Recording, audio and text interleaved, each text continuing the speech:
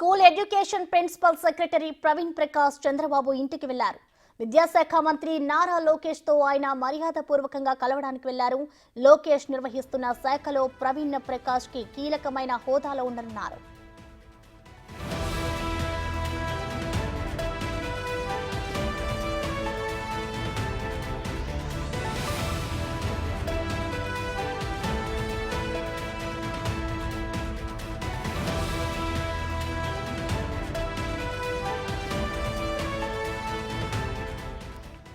దీనిపై complete details మా ప్రతినిధి మల్లికార్జున్ అందిస్తారు. మల్లికార్జున్, చెప్పండి, నారా లోకేష్ తో అయితే ప్రవీణ్ ప్రకాష్ భేటీ అయ్యారు. భేటీకి గల కారణాలు ఏంటి మల్లికార్జున్?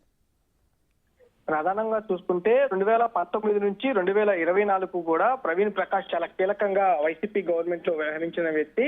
గతంలో కూడా సిఎస్ ను డామినేట్ చేసే విధంగా కూడా ఆయన వ్యవహరించారంటూ కూడా తీవ్రమైన ఆరోపణలు ఉన్నాయి. ఐఏఎస్ వర్గాల్లో కూడా ఆయన పైన తీవ్ర ఆరోపణలు, అలాగే అతను వేధిస్తున్నాడంటూ కూడా ఐఏఎస్ అప్పుడు గతంలో పిఎస్ గా పనిచేసిన వారికి కూడా ఈ రికమెండేషన్ ఇచ్చిన పరిస్థితి కూడా ఉంది. అట్లాంటి వ్యక్తి ఈ రోజు ఇటు ముఖ్యమంత్రి చంద్రబాబు నివాసానికి కూడా రావడం జరిగింది.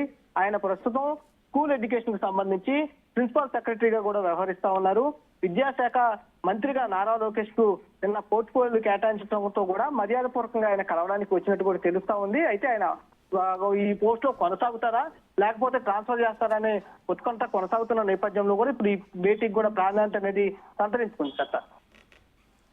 Thank you Mallikarjun.